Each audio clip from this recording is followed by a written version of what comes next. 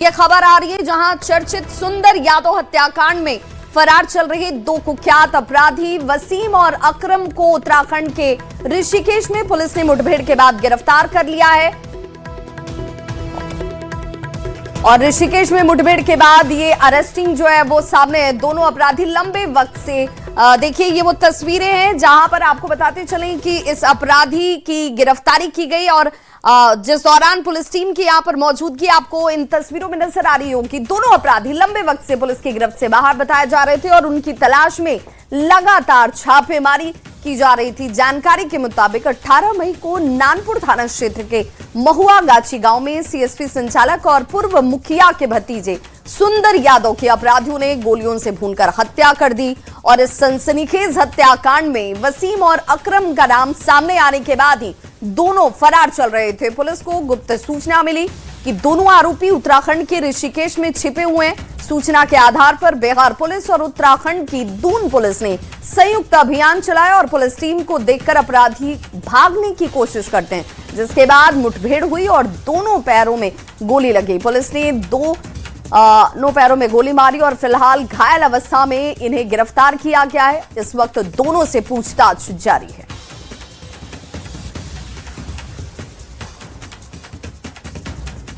तो चर्चित सुंदर मामले में कुख्यात वसीम और अकरम की गिरफ्तारी की गई है और इन लोगों की तलाश पुलिस को काफी लंबे वक्त से थी। ऋषिकेश में मुठभेड़ के बाद देखिए ये तस्वीरें आपके सामने हैं जहां इन दोनों का हाफ इनकाउंटर किया जाता है। मुठभेड़ के दौरान पैर में गोली मारी गई और घायल होने के बाद इन्हें इलाज के लिए अस्पताल पहुंचाया गया। कुख्यात वसीम और अकरम जिनकी तस्वीरों को आप देख पा रहे हैं, इन्हें ऋषिकेश में मुठभेड़ के बाद पकड़ लिया गया और अब पूछताछ जो है इनसे लगातार की जा रही है। इस पूरे मामले को लेकर के बताया जा रहा है कि 18 मई को नानपुर में घटना को अंजाम दिया गया था। राबड़ी देवी के आवास 10 सर्कुलर रोड के बाहर अब भी आरजेडी के कार्यकर्ता डटे हुए हैं। राबड़ी देवी की सुरक्षा में लगे पुलिस के जवान आवास से दूर ही सुरक्षा पर तैनात हैं। दूसरी ओर जानकारी यह भी मिल रही है कि 10 सर्कुलर रोड आवास से राबड़ी देवी ने सारा सामान गोला रोड से तो गौशाला में शिफ्ट करवा दिया है और जल्द ही 10 सर्कुलर रोड आवास भी वो खाली करने जा रही हैं। लालू प्रसाद और तेजस्वी यादव भी आज पटना पहुंचने वाले हैं। राबड़ी देवी के सरकारी आवास 10 सर्कुलर रोड के बाहर की हम तस्वीर दिखा रहे हैं। लगातार यहां पर जो उनके समर्थक हैं वो बैठे हुए हैं क्योंकि सुरक्षा कर्मियों को राबड़ी देवी ने खुद यहां से हटा दिया है। आरोप लगाया है कि सरकार ने सुरक्षा में कटौती की है। बीएमपी के जवान आवास के बाहर दूसरी ओर एक कोने पर जरूर नजर आ रहे हैं, लेकिन जो कार्यकर्ता हैं वो बड़ी संख्या में यहां 24 घंटे डटे हुए हैं। दूसरी ओर जानकारी यह भी आ रही है कि राजद सुप्रीमो लालू प्रसाद यादव, तेजस्वी यादव, मीसा भारती सहित परिवार के अन्य सदस्य आज पटना आने वाले हैं और उसके बाद इस आवास को लेकर निर्णय लिया जाएगा, क्योंकि जो जानकारी निकल करके सामने आई है कि ज्यादातर जो सामान है इस आवास से गौशाला में, जो गोला रोड स्थित गौशाला है लालू यादव का, वहां शिफ्ट कर दिया गया है। और अब चर्चा इस बात की हो रही है कि जल्द ही इस बंगले को भी खाली किया जाएगा, लेकिन निर्णय लालू प्रसाद यादव लेंगे और वो लालू यादव आज पटना आ रहे हैं। उसके बाद इस बंगले को लेकर के क्या निर्णय होता है ये लालू यादव तय करेंगे, क्योंकि सामान ज्यादातर यहां से जा चुका है और अब बारी है बंगले को खाली करने की। तो यह भी जो जानकारी निकल करके सामने आई है कि जल्द ही इस बंगले को भी राबड़ी देवी और लालू यादव खाली कर सकते हैं। कैमरा पर्सन सुबोध के साथ शैलेंद्र, न्यूज़ 18 पटना। तो सुरक्षा में कटौती के बाद लालू परिवार ने सुरक्षा लेने से ही इनकार कर दिया और उसके बाद सरकार की ओर से तैनात किए गए सभी सुरक्षाकर्मी 10 सर्कुलर रोड यानी कि मकान के दूसरे हिस्से में सड़क के किनारे चिलचिलाती इस धूप में वक्त काट रहे हैं। तस्वीरें आपके सामने हैं। कोई पेड़ के नीचे बैठा हुआ आपको नजर आ जाएगा, कोई नाले के ऊपर बैठकर वक्त बिता रहा है। मौके से इस खबर पर ज्यादा जानकारी दे रहे हैं न्यूज़ 18 संवाददाता चंद्रमोहन। सुरक्षा में कटौती के बाद लालू परिवार ने सुरक्षा लेने से इनकार कर दिया है, जिसके बाद सुरक्षा के लिए पहुंचे पुलिसकर्मी देखिए किस तरह से अपना दिन गुजारे। एक तस्वीर आपको हम दिखाने की कोशिश करेंगे। 10 सर्कुलर रोड का ये दूसरा हिस्सा है और ये मुख्य सड़क है और ये सड़क के किनारे तमाम जो पुलिसकर्मी हैं वो मौजूद हैं। चिलचिलाती धूप में इसी तरीके से अपना वक्त काट रहे हैं। दरअसल इनकी तैनाती 10 सर्कुलर रोड पर हुई है, लालू परिवार के लिए हुई है, लालू यादव, राबड़ी देवी, तेजस्वी यादव के लिए। लेकिन क्योंकि लालू परिवार ने सुरक्षा लेने से इनकार कर दिया है तो ऐसे में जब इनकी तैनाती हो चुकी है तो ये जाएं कहाँ। ऐसे में ये लालू परिवार के जो ये मकान है 10 सर्कुलर रोड है उसके दूसरे हिस्से में देखिए किस तरह से वक्त काट रहे हैं। ये बस है सामने में जहाँ पर ये आराम करते हैं, रात में इसी में मौजूद रहते हैं और दिन में देखिए किस तरह से ये ड्यूटी पर मौजूद है। कोई नाला पर वक्त गुजार रहा है तो कोई ये खुले आसमान में इस चिलचिलाती धूप में वक्त काट रहा है। दरअसल ये लोग सरकार और लालू परिवार के बीच में पिस रहे हैं क्योंकि एक तरफ सरकार की तरफ से इनकी तैनाती कर दी गई है लालू परिवार की सुरक्षा के लिए, तो वहीं दूसरी तरफ लालू परिवार ने जब लालू यादव और राबड़ी देवी की सुरक्षा में कटौती हुई है तो इन लोगों ने सुरक्षा लेने से इनकार कर दिया है।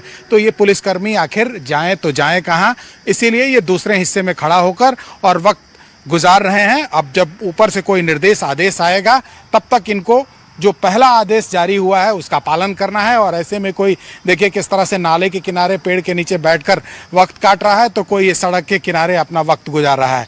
जाहिर सी बात है ये तमाम पुलिसकर्मी क्योंकि इनको ड्यूटी पर भेजा गया है तो घर के दूसरे हिस्से में यानी कि 10 सर्कुलर रोड के दूसरे हिस्से में अभी यहाँ पर बैठकर और वक्त काट रहे हैं। और इनके सामने सबसे बड़ी समस्या ये है कि आखिर ये जाएं तो जाएं कहाँ, क्योंकि एक तरफ लालू परिवार ने सुरक्षा लेने से इनकार कर दिया है तो वहीं दूसरी तरफ सरकार की तरफ से इनकी तैनाती लालू परिवार के सुरक्षा के लिए किया गया है। कैमरामैन अश्वनी के साथ चंद्रमोहन कुमार, पटना। तो महंगाई, बेरोजगारी और कानून व्यवस्था के मुद्दे को लेकर आज आरजेडी ने बिहार में हल्ला बोला। पटना समेत सभी जिले के प्रखंड कार्यालय में जाकर आरजेडी के नेता और कार्यकर्ता केंद्र और बिहार सरकार के खिलाफ आवाज बुलंद करते नजर आ रहे हैं। इस दौरान पटना के सदर प्रखंड कार्यालय में धरने पर बैठे आरजेडी के नेताओं से बात की न्यूज़ 18 संवाददाता अमित कुमार ने। भ्रष्टाचार, ध्वस्त कानून व्यवस्था, बदहाल शिक्षा व्यवस्था, बेरोजगारी और महंगाई को लेकर के आरजेडी जो है वो आज पटना समेत बिहार के सभी जिलों के प्रखंड कार्यालय में जो है एक दिवसीय धरना प्रदर्शन कर रही है। और यहाँ तस्वीर देख सकते हैं, ये प्रखंड सह अंचल कार्यालय पटना सदर का कार्यालय है और यहाँ पे आरजेडी के ये जो नेता हैं वो धरना प्रदर्शन कर रहे हैं। एक दिवसीय धरना जो है वो यहाँ पे चल रहा है, प्रखंड स्तरीय ये धरना है। और बताते चले कि लालू प्रसाद यादव के निर्देश में ये जो है धरना प्रदर्शन एक दिवसीय चल रहा है। जो आरजेडी के कार्यकर्ता नेता यहाँ मौजूद हैं उनसे हम बात करते हैं। क्या नाम हुआ आपका? मेरा नाम मेहताब आलम हुआ, पटना महानगर राजद के अध्यक्ष हुआ मैं। मेहताब जी, जिन मुद्दों को लेकर के आप आवाज बुलंद कर रहे हैं, क्या क्या मुद्दे हैं वो? देखिए, हम लोग का मुद्दा है लगातार जो महंगाई बढ़ रही है, पेट्रोल हो, डीजल हो, अनाज हो, आटा हो, चावल हो, डेली सरकार 10 पैसा, 20 पैसा, 50 पैसा, 1 रुपया करके पेट्रोल डीजल पे दाम बढ़ा रही है, गैस पे दाम बढ़ा रही है। इससे लगातार लोग, आम जनता एकदम कराही कराही कर रही है। दूसरी तरफ नीट का इतना बड़ा एग्जाम और उसका पेपर लीक हो जाता है। 11 बच्चों ने मतलब कि आत्महत्या किया है। अभी भी हम ब्लॉक के अंदर बैठे हुए थे, यहाँ पर बड़ा बाबू हैं वीडियो के, वो बोल रहे थे कि मेरी बच्ची एग्जाम दे के आई थी और उसका मेरा टीचर टोटल क्वेश्चन 100 में 100 बना के आई थी, लगा कि आत्महत्या कर ले। तो ये पूरे देश का माहौल, ये भाजपा सरकार बिल्कुल एकदम मतलब कि आर्थिक रूप से, इकोनॉमिकल एकदम बर्बाद कर दिया है। ये देश कब उबाल खागा, जनता बर्दाश्त से सीमा से बाहर हो गई है। कभी भी आप देखिएगा जिस तरीके से कांग्रेस पार्टी और जहां तहां जो जिंजर लोग उतर रहे हैं रोड पर, बिहार में भी बहुत जल्द रोड पर युवा उतरने का काम करेंगे। और ये भ्रष्टाचारी सरकार को, ये निकम्मी सरकार को, ये बिल्कुल बेहुदा सरकार है। जनता के हित को जो अनहित किया है, इसके लेके उसको इस्तीफा देना चाहिए। चलिए, इस्तीफे की मांग कर रहे हैं और सीधे तौर पे जो है ये आरजेडी के कार्यकर्ता नेता जो हैं वो हल्ला बोल रहे हैं। बहरहाल देखना होगा कि इनके इस हल्ला बोल का क्या असर जो है वो केंद्र सरकार पे और बिहार सरकार पे होती भी है या नहीं। कैमरा पर्सन संत के साथ अमित कुमार, न्यूज़ 18 पटना।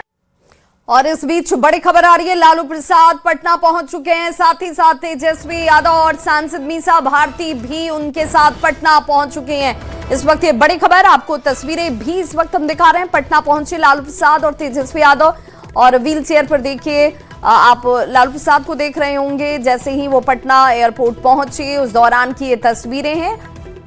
और अब ये बड़ी खबर सामने आती हुई देखिए, जिस तरीके से मीसा भारती आपको नजर आ रही होंगी, तेजस्वी यादव आपको नजर आ रहे होंगे, साथ में उन सभी की मौजूदगी इस वक्त पटना में है। खान ग्लोबल स्टडीज के डायरेक्टर फैजल खान उर्फ खान सर को पटना सिविल कोर्ट ने एक बड़ी राहत दे दी है। जिला जज की अदालत में सुनवाई के बाद उनकी गिरफ्तारी पर आज कोर्ट ने अगले आदेश तक की रोक लगा दी। कोर्ट ने आदेश में यह कहा है कि अगले आदेश या सुनवाई तक संबंधित व्यक्ति के खिलाफ कठोर या फिर कोई दबावपूर्ण कार्रवाई नहीं की जाए। इसके अलावा एक और खबर कि फैजल खान एफआईआर रद्द करने के लिए कोर्ट भी जा सकते हैं। हाईकोर्ट का दरवाजा वो खटखटा सकते हैं। हाईकोर्ट में एफआईआर रद्द करने की याचिका दाखिल की जा सकती है। खान सर के खिलाफ आर्म्स एक्ट और अन्य आरोपों में एफआईआर में नाम जोड़ा गया था। तो बड़ी खबर इस वक्त सामने आती हुई फैजल खान और खान सर से जुड़ी हुई, जिसमें आज उन्हें एक बड़ी राहत मिल गई है। गिरफ्तारी पर फिलहाल अगले आदेश तक के लिए कोर्ट ने रोक लगा दी है। क्या है और डायरी और एंटीसीडेंट की मांग की। अगला डेट कब का रखा गया है? अभी डेट फिक्स नहीं हुआ है, बाद में पता लगेगा। ये तो नो कोरोसिव से तो राहत मिल गई। अरेस्टिंग इसका मतलब होता है arresting stay. The police can not arrest the person. तो अब वो खुल के बाहर भी आ सकते? एकदम आएंगे ही आएंगे। बेल पे क्या बातचीत हुई है सर? क्या बेल ही पर बहस हुआ, इसलिए इंटरिम मिला है उनको। Interim protection bail, anticipatory bail में ही इंटरिम प्रोटेक्शन मिला है। अरेस्टिंग स्टे हो गई है। अब वो जहाँ चाहे फ्री हैं, घूम सकते हैं, आ सकते हैं। जो 2 लोग और जेल में से पहले, हाँ, उनके लिए डायरी कॉल की गई है, एंटीसीडेंट कॉल किया गया है बाय द लादेन मजिस्ट्रेट। खबर सुपौल से, जहां कोसी नदी में सुबह एक बड़ा नाव हादसा हो गया। बेनीना घाट से लगभग 24 से ज्यादा ग्रामीण नाव पर सवार होकर नदी पार स्थित पलार क्षेत्र में मूंग तोड़ने के लिए जा रहे थे और इसी दौरान नदी के बीच पहुंचते ही नाव अचानक से असंतुलित होती है और इसी दौरान ये नाव असंतुलित होकर पलट गई। हादसे के बाद मौके पर अफरा तफरी मच गई और कई लोग नदी में डूबने लगे। प्रत्यक्षदर्शियों के मुताबिक नाव पर क्षमता से ज्यादा लोग सवार थे और यही वजह है कि संतुलन बिगड़ा। स्थानीय लोगों ने तुरंत साहस का परिचय देते हुए राहत और बचाव कार्य खुद अपने स्तर पर शुरू कर दिया और नदी में गिरे लोगों को बाहर निकालने के प्रयास शुरू कर दिए गए। ग्रामीणों की मदद से 4 से 5 लोगों को सुरक्षित बचाया गया, जबकि अब तक ये साफ नहीं हो पाया कि कितने लोग लापता हैं या कुल कितने लोगों को बाहर निकाला गया है। घटना की सूचना मिलते ही प्रशासन हरकत में आया। अंचलाधिकारी भपटियाही थाना पुलिस और अन्य अधिकारी के नेतृत्व में रेस्क्यू ऑपरेशन चलाया जा रहा है। घायलों को सरायगढ़ सामुदायिक स्वास्थ्य केंद्र में भर्ती करवाया गया। प्रशासन फिलहाल लापता लोगों की तलाश में जुटा हुआ है और हादसे के कारणों की जांच भी जारी है। वो साइड में जाकर डिक्का में जाकर नाव लागले, नाव लागे के बाद ओतऽ कूदका लगले। कूदकइये में नाव ओतऽ साइडे में नाव पे कितने लोग? 20-25 आदमी। तो सब हम मेरे ख्याल से 100 भी करेंगे। उसमें बच्चे भी शामिल थे? हाँ, बच्चे भी थे। और बड़ी खबर इस वक्त मुजफ्फरपुर से आ रही है, जहां पारू थाना पुलिस पर हमला किया गया है। आरोपी को गिरफ्तार करने के लिए पुलिस टीम पहुंची हुई थी। अजय राय की गिरफ्तारी करने के लिए टीम की मौजूदगी, लेकिन इस दौरान पुलिस टीम पर ही हमला किया जाता और इसी हमले में 5 पुलिसकर्मी जख्मी हुए, गाड़ी क्षतिग्रस्त हो गई। सामाजिक तत्वों पर हमला करने का आरोप है और फिलहाल पुलिस की तरफ से 5 लोगों को कार्रवाई करते हुए गिरफ्तार किया गया है। और प्रियांक सौरभ हमारे साथ इस वक्त ज्यादा जानकारी के साथ फोन लाइन पर जुड़ गए हैं। प्रियांक, क्या जानकारी मिल रही है? फिलहाल क्या कुछ कदम पुलिस की तरफ से उठाया जा रहा है? जी, कहीं न कहीं मुजफ्फरपुर में फिर से पुलिस टीम पर हमला हुआ है और घटना देर रात की है, जब पारू थाना क्षेत्र में कांड संख्या 154/26 और 292/26 के जो आरोपी अजय राय है उसके घर पर पुलिस की टीम पहुंची थी, छापेमारी करने पहुंची थी। लेकिन इसी दौरान जो है असामाजिक तत्वों ने पुलिस टीम पर हमला कर दिया है।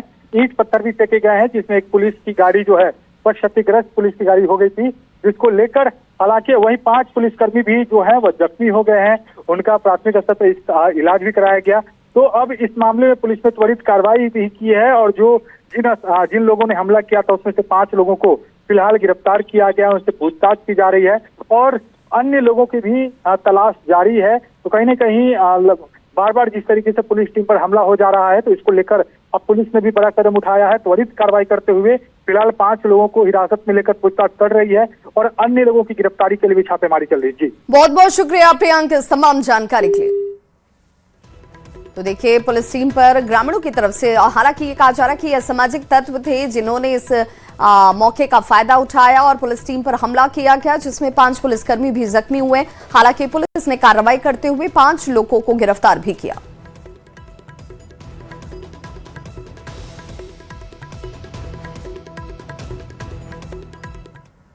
अगली खबर भी मुजफ्फरपुर से, जहां फाइनेंस कर्मी को बाइक सवार अपराधियों ने गोली मारकर घायल कर दिया, जिसे इलाज के लिए गंभीर हालत में निजी अस्पताल में भर्ती करवाया गया है। वहीं पुलिस ने तत्काल कार्रवाई करते हुए 2 अपराधियों को गिरफ्तार कर लिया। घटना मुसहरी थाना क्षेत्र के बैकतपुर की है। घायल की पहचान मुरौल ओपी के राजीव रंजन के तौर पर की गई। तो बाइक सवार अपराधी बताए जा रहे हैं जिनकी तरफ से ये फायरिंग की गई। हालांकि जिस शख्स को गोली लगी उसे तुरंत इलाज के लिए अस्पताल पहुंचाया गया और फिलहाल पुलिस की तरफ से सीसीटीवी फुटेज खंगाले जा रहे हैं। दोस्त फोन किया कि गोली लग गया है मेरे दोस्त को, तो राजीव पासवान को। तो हम लोग भागे आए तो मुसहरी थाना में फ़ोन किए। तो मुसहरी थाना वहाँ भर्ती कराया PMCH में, उसके बाद यहाँ रेफर कर दिया। कौन जगह पे गोली मारा है? दरधा में मारा है। कहाँ जा रहे थे राजीव? अपने घर जा रहा था। कहाँ से जा रहे थे? फाइनेंस का काम करता है, वहाँ से जा रहा था। सासाराम से खबर बड़ी आ रही है, जहां पर भीषण गर्मी का कहर देखने को मिला है। डेहरी के BSAP 2 में प्रशिक्षण के दौरान 5 प्रशिक्षु जवान हीट स्ट्रोक से बेहोश हो गए। 16 किलोमीटर की दौड़ के दौरान 5 प्रशिक्षु जवान बेहोश हुए और सभी को अस्पताल पहुंचाया गया। श्री राम कुमार नामक एक प्रशिक्षु जवान को गंभीर हालत में फिलहाल वाराणसी के लिए रेफर किया गया है। डेहरी के BSAP 2 में प्रशिक्षु जवानों की ट्रेनिंग चल रही थी, जिस दौरान हीट स्ट्रोक के ये शिकार हुए।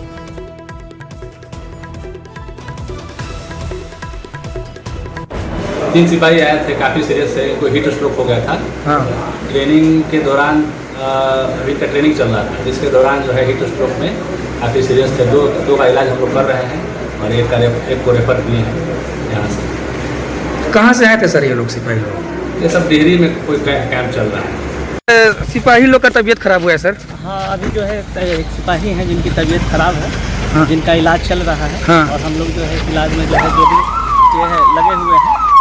कितने सिपाही का तबीयत खराब हुआ है सर? अभी एक आध लोगों का तबीयत खराब होने का सूचना स्टेबल है। हाँ। एक आध सिपाही का हालत गंभीर है जिसकी इलाज चल रही है।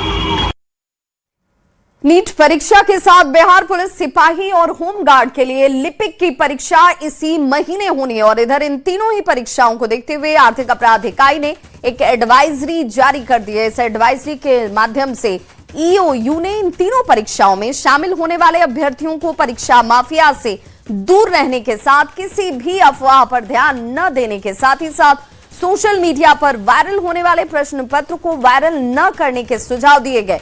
साथ ही साथ ऐसे किसी भी सूचना की जानकारी तत्काल EOU के पोर्टल 1930 पर देने की अपील भी की गई। पूरी खबर पर ज्यादा जानकारी दे रहे न्यूज 18 संवाददाता अमित कुमार। आर्थिक अपराध इकाई ने परीक्षा को लेकर के एडवाइजरी जारी किया है और ये एडवाइजरी जो है वो नीट पेपर जो है परीक्षा को लेकर के है। उसके साथ साथ सिपाही भर्ती परीक्षा जो होनी है उसको लेकर के है और उसके साथ बिहार पुलिस अवर सेवा आयोग की तरफ से जो होमगार्ड में लिपिक की परीक्षा होनी है इन तीनों परीक्षाओं को लेकर के है। और बताते चले कि बिहार पुलिस अवर सेवा आयोग की तरफ से जो बिहार होमगार्ड जो है सर्विस उसमें अधिनायक लिपिक की जो परीक्षा है वो 10/6/2026 और 12/6/2026 को आयोजित किया जाना है। इसको लेकर के एडवाइजरी जारी किया गया है। और दूसरी जो परीक्षा है चलंत दस्ता सिपाही की और जेल वार्डन की, इसको लेकर के जो सिपाही भर्ती होनी है ये परीक्षा 14/6 से 17/6 तक होनी है। और इसके साथ साथ 21/6 को जो है पूरे देश में नीट 2026 की परीक्षा का आयोजन आयोजित होनी है। तो इन तीनों परीक्षाओं को लेकर के आर्थिक अपराध इकाई ने जो है एडवाइजरी जारी किया है और इस एडवाइजरी में साफ तौर पर लिखा है कि अगर किसी परीक्षा से संबंधित प्रश्न पत्र, उत्तर पत्र उपलब्ध कराने जैसी किसी भी व्यक्ति परीक्षार्थी को फर्जी कॉल या सोशल मीडिया, ईमेल या ऐसे मैसेज आए और पैसे की मांग की जाए तो सतर्क रहें। और दूसरी तरफ जो है ये भी कहा गया कि इस परीक्षा में संबंधित अफवाहजनक भ्रम फैलाने वाले जो मैसेज हैं अगर वो प्राप्त होते हैं तो कृपया इसे जो है दूसरे लोगों को जो है वो ग्रुप में न डालें, न फैलाएं। और साथ ही साथ बताते चलें कि इसके साथ साथ ये भी लिखा गया है कि किसी सोशल मीडिया पर कोई प्रश्न पत्र, उत्तर पत्र वायरल करने की बात प्रकाश में आती है तो तुरंत पोस्ट करने वाले के बारे में जो है वो सोशल मीडिया से संबंधित जो URL है उसकी सूचना जो है वो आर्थिक अपराध इकाई को दें और इस पे आर्थिक अपराध इकाई काम करेगी। इसके साथ साथ परीक्षा में गड़बड़ी फैलाए जाने का प्रयोग अगर कोई करता है, प्रयास कोई करता है तो संबंधित किसी भी तरह की पूर्व सूचना पत्र होने की पर आर्थिक अपराध इकाई जो है बिहार पटना कार्यालय के जो है मोबाइल व्हाट्सएप नंबर जो है 9031822967 और ईमेल आईडी जो है वो digeu/bihar@government को तुरंत दें। और फर्जी कॉल और साइबर ठगी से संबंधित सूचना NCRP पोर्टल के हेल्पलाइन नंबर 1930 पर भी दिया जा सकता है। तो इस तरह से जो है एडवाइजरी जारी किया गया है और छात्री जो हैं उनसे साफ ये अनुरोध किया गया है कि आप किसी भी तरह के जो है वो किसी भी तरह के जो है आप फर्जी कॉल या फिर किसी तरह के अफवाह में ना पड़ें। कोई अगर आपको परीक्षा पास कराने का प्रलोभन देता है तो उससे सतर्क रहें और इसकी सूचना आर्थिक अपराध इकाई को समय रहते दें ताकि ऐसे तत्वों पर एक्शन किया जाए और कार्रवाई की जाए। कैमरा पर्सन संत के साथ अमित कुमार, न्यूज 18 पटना। भारत नेपाल सीमा के रक्सौल में एसएसबी ने बड़ी कार्रवाई की। कस्टम चौक के पास स्विट्जरलैंड की महिला और म्यांमार के एक युवक को भारतीय सीमा में नेपाल के रास्ते अवैध रूप से घुसपैठ करते हुए पुलिस ने गिरफ्तार किया। एसएसबी को जानकारी मिली थी कि स्विट्जरलैंड के रहने वाले जुनीला ब्रेक श्रेष्ठा और म्यांमार का रहने वाला शख्स अवैध रूप से भारतीय सीमा में घुसपैठ कर रहा था। जब पुलिस ने इन दोनों की तलाशी ली, इनके पास से भारत में रहने का कोई भी वैध कागजात नहीं मिला। पुलिस ने इन दोनों को गिरफ्तार किया है। पुलिस लगातार ये जानकारी जुटाने में लगी है कि इन दोनों युवक की भारतीय सीमा में आने के पीछे की वजह क्या थी, आखिर ये क्यों भारतीय सीमा में नेपाल के रास्ते घुसपैठ कर रहे थे। तो इस